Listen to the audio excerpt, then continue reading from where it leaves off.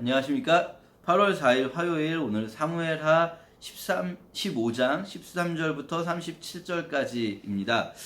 오늘 본문에서 드디어 압살롬의 반역이 시작되고 다윗이 대피하는 모습을 보여주는데요.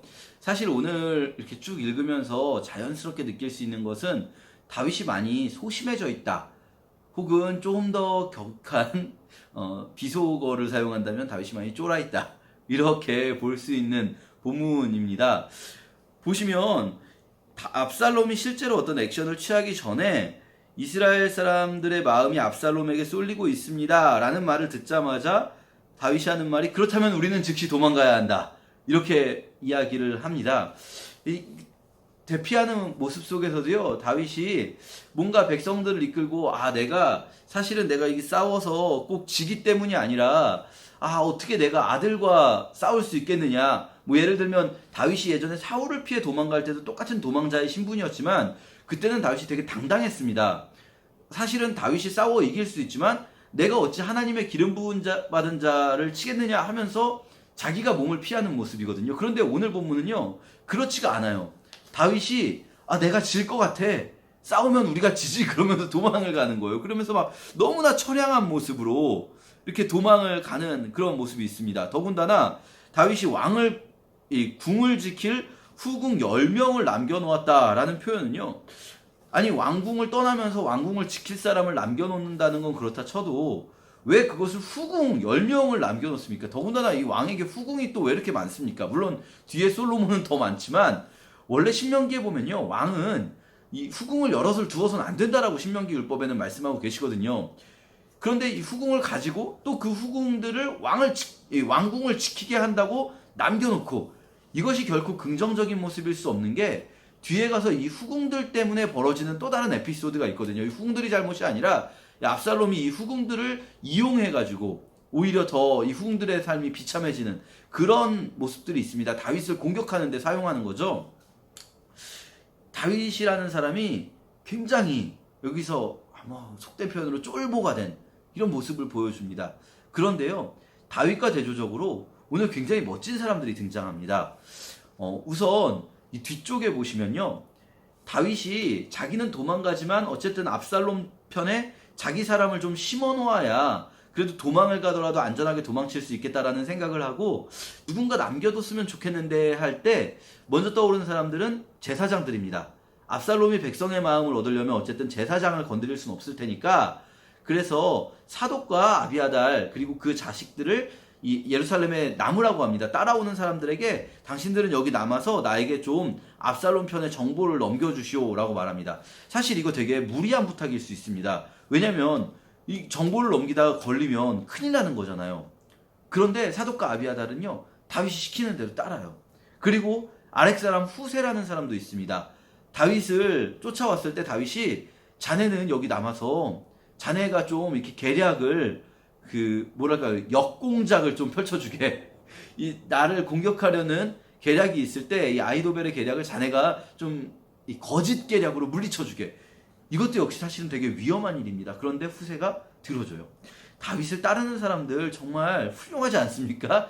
이 의리파, 신실한 사람들, 특히 오늘 본문에서 우리가 가장 눈여겨보게 되는 사람, 사실은 그동안 나오지도 않았던 엑스트라고요. 이 사람은 정말 성경에서 대사 하나 나오는 엑스트라인데요, 너무나 위대한 고백을 하시는 분이 있습니다. 바로 가드 사람 이때입니다. 가드가 어디냐면요, 블레셋입니다. 이 사람은 외국인이에요. 블레셋 사람이에요. 그리고 아마도 다윗이 가드에서 용병 생활을 하지 않았습니까? 다윗이 가드왕 아기스 밑에서 사울을 피해 도망 다닐 때 용병 생활을 했는데, 그때부터 다윗을 쫓아온 가드 사람들이 있었던 것 같아요. 그 가드 사람 600명의 군인을 이끌고 있는 이 이때라는 장군에게 다윗이 말합니다. 너는 우리랑 굳이 갈 필요 없다. 너는 외국인이니까 네가 압살롬 밑에 그대로 있어도 압살롬이 용병이니까, 용병은 뭐 어차피 돈 주고 쓰는 거니까 다윗 밑에 있던 사람이라도 내가 쓸 수 있지 라고 생각을 해서 너는 괜찮을 거다. 너와 이 가드 군대는 그대로 남아있어라 라고 이야기를 합니다. 그런데 이 가드 사람 이때가 정말 자기는 그냥 남아있어도 되고 자기는 압살롬하고 아무 원수진 일도 없으니 괜찮은데 이때가 이렇게 말을 합니다. 우리 21절인데요. 내가 살아계신 여호와 앞에서 목숨을 걸고 맹세하지만 죽든지 살든지 왕이 가시는 곳이라면 어디든지 따라가겠습니다. 이렇게 말을 합니다. 사실은 지금 다윗이 가는 길은요, 어쩌면 죽을 수도 있는 길이에요. 압살롬의 군대에 의해서 완전히 초토화될지도 모르는 정말 위험한 길이에요. 그냥 목숨 내놓고 가는 길입니다. 그런데 이때는요, 그 길을 따라가겠다는 거예요. 그것이 바로 신실함, 의리입니다. 우리가 이제 의리라는 말 많이 쓰는데요, 일상에서도. 의리 이렇게 하면은 우리는 그냥 신앙과는 관계없는 영역으로 생각을 할 수가 있는데요. 사실은 여기서 말하는 이 의리, 신실함, 이거 예전에도 한번 말씀드린 적이 있는데 이것이 바로 성경이 말하는 이 믿음과 연관되어 있는 것입니다. 믿음이라는 단어를 사용할 때 뭐 에무나 히브리어로는 또 뭐 우리가 영어로 흔히 말하듯이 뭐 페이스풀니스 이런 말들은요, 이 사람이 믿을 만한 사람이다, 이 사람이 신실한 사람이다, 이런 것을 보여줘요. 우리가 하나님께만 믿음을 가지는 것이 아니라 우리의 신실함이 우리 인간관계 속에서도 나타나야 한다는 거죠. 마치 우리가 사랑이라는 단어를 이야기할 때 우리가 하나님만 사랑하고 끝나는 것이 아니라 우리 인간관계 속에서도 사랑이 있어야 되지 않습니까? 그리고 우리가 정의라는 말을 할 때 우리가 하나님께만 정의로운 것이 아니라 하나님 앞에 하나님의 의만 구하는 것이 아니라 이 땅에서의 정의를 이루어가는 것도 하나님이 원하시는 것처럼 마태복음 12장에서 예수님께서 율법의 가장 중요한 것이 의와 신과 인이다 말씀하시거든요. 정의와 신실함과 그리고 사랑, 이 세 가지가 사실은 구약 전체에 흐르고 있는 가장 중요한 이 하나님이 원하시는 태도예요.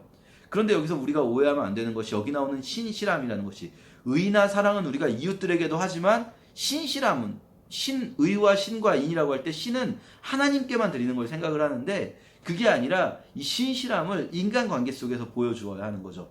변치 않는 의리. 우리 오늘 가드사람 이때를 통해서 우리 자신에게 과연 그런 의리 있는 사람인가 좀 생각해보는 시간 되면 좋겠습니다. 감사합니다.